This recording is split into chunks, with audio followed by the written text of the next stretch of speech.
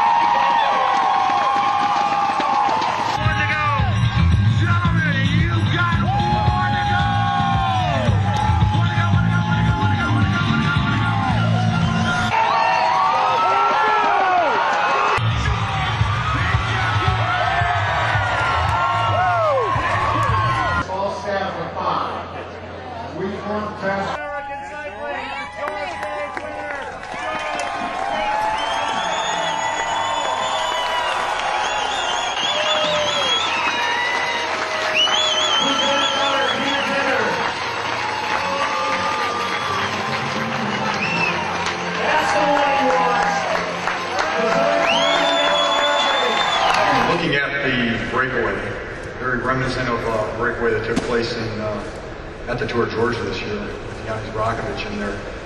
Intentional? Give us a little bit of the game plan going in for Discovery Channel today. No, that wasn't the intention. We just wanted to try to control the race and keep it together for the time trial.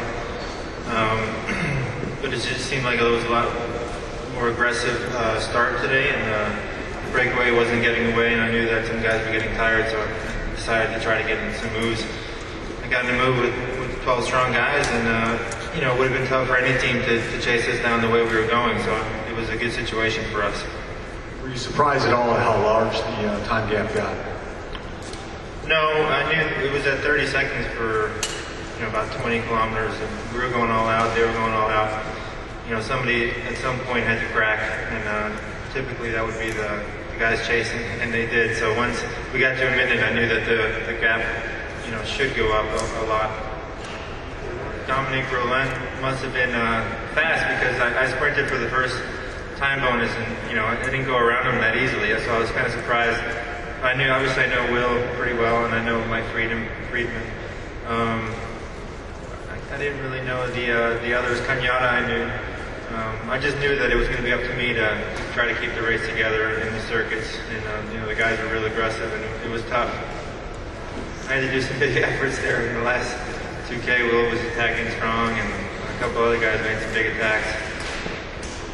So I was surprised, but once Friedman went with about 300 to go, and I reacted right away, and I started coming up on him. I knew that I could win.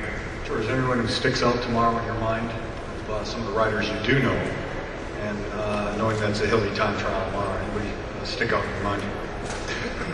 That's a tough question. I'm not sure. There's really no specialists out there.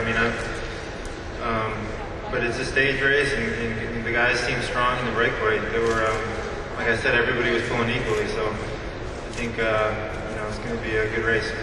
Yeah, no, what happened in Georgia, I had never witnessed before, and yes, my frustrations really got to me because, when we go out and design these courses and work with the municipalities and the Missouri Department of Transportation and the state police, we have a pretty good comfort level on the performance of these guys. We know within a range what type of ETAs you can expect coming into host cities, and so when breakaways develop and exceed those expectations, it just requires a lot of management in that caravan. And I have to give my hats off to Chuck Arge, our technical director, who stayed in constant communications with Missouri State Police and MoDOT, and just informing them of that breakaway and some of the scenarios that could unfold. And unfortunately, that chase group did put a little bit of effort towards the end and reduce that gap to something that wasn't as significant as Georgia was this year.